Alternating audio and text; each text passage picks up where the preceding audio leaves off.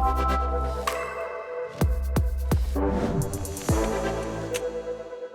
have breaking news coming in. The United States has officially conducted strikes against 3 nuclear sites in Iran. The strikes were a spectacular military success. The U.S. president says Iran's 3 main nuclear facilities were destroyed. 6 bunker buster bombs were dropped on the Fordo underground compound. Israel and Iran, that there will be a complete and total ceasefire. The phrase that lit a fire, "Make Iran great again," it wasn't just another Trumpism. It lit a fuse that runs deep into history. With one throwaway line, Donald Trump reopened a century-old wound of how the US has quietly and sometimes violently changed governments around the world. From Tehran to Tripoli, from Hawaii to Haiti, regime changes has been part of America's foreign policy playbook for longer than most people realize. Let's trace that long, bloody trail. Iran, 1953. Oil, paranoia, and the original coup. Trump's latest remarks on Iran come with historical baggage, because back in 1953, the US led a coup in Iran, overthrowing Prime Minister Mohammad Mossadegh through a covert CIA Operation Ajax. Why? Oil and Cold War paranoia. The Shah was reinstalled, democracy died. And in 1979, Iranians overthrew the monarchy in a revolution that still defines Iran-US relations today. Hawaii, 1893. Coup in paradise. Let's rewind further. Before the CIA, there was brute colonial muscle. In 1893, Queen of Hawaii was overthrown by white settlers with help from a US diplomat. 5 years later, the islands were annexed. A century later, the US issued an apology, but the land, the sovereignty, never returned.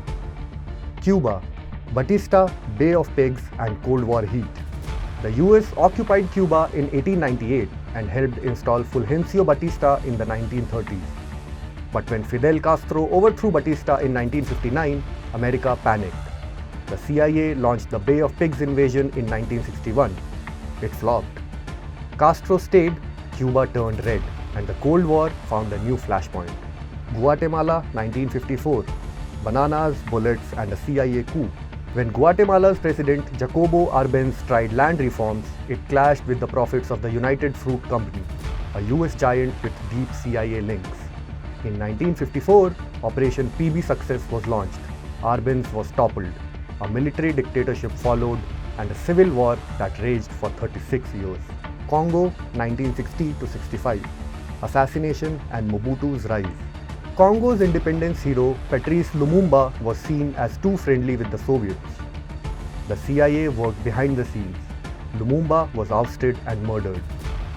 By 1965, Mobutu Sese Seko, a pro-West dictator, took over. He ruled with an iron grip for 32 years. Dominican Republic, 1961. Another quiet kill. Dictator Rafael Trujillo was brutal, but useful to the US. Still, when dissidents killed him in 1961, the CIA admitted to arming them, though denied pulling the trigger directly. A Senate probe later confirmed the weapons came from Langley. Vietnam, 1963. The coup before the war. In South Vietnam, President Ngo Dinh Diem became a liability. The US backed a coup to remove him. Days later, he was assassinated. So was President Kennedy weeks after. And the Vietnam War? It escalated into a generational trauma. Brazil, 1964. The fear of a new China in South America. Brazil's president João Goulart was progressive, but to the US, he looked too red. In 1964, the CIA backed a military coup. General Castelo Branco took over. Brazil remained under dictatorship for 2 decades. Chile, 1973. The Pinochet pivot. In 1970, Chile elected Salvador Allende, a socialist. The CIA under Nixon and Kissinger feared another Cuba. By 1973, General Augusto Pinochet seized power. What followed? Torture, disappearances, and 4 decades of trauma. Nicaragua, 1980s. Contras, cash, and Iran. To fight Nicaragua's leftist Sandinistas, the US trained and armed right-wing rebels called the Contras, but Congress cut the funding.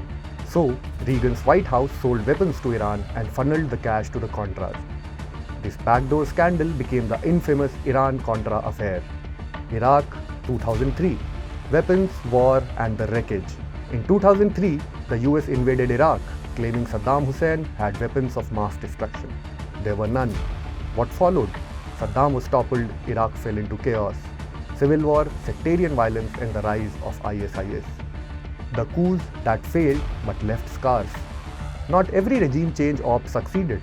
In Albania, 1949, CIA plans failed thanks to Soviet moles. In France and Italy, the CIA bankrolled anti-communist parties to stop left-wing wins. In Syria, rebel training under Operation Timber Sycamore backfired. Assad stayed. A pattern written in blood. Over the last century, one thing is clear. US-led regime change isn't rare, it's routine. Sometimes it's about oil, sometimes it's ideology, and sometimes it's just control. But the outcomes? Broken democracies, brutal dictators, and endless wars. The lesson, ironically, is one the US already taught us. You can't just chop off one head and expect the system to collapse. Ask Captain America, ask history. Want more grounded, fact-first explainers on global politics? Hit subscribe, tap the bell and stay with Business Standard.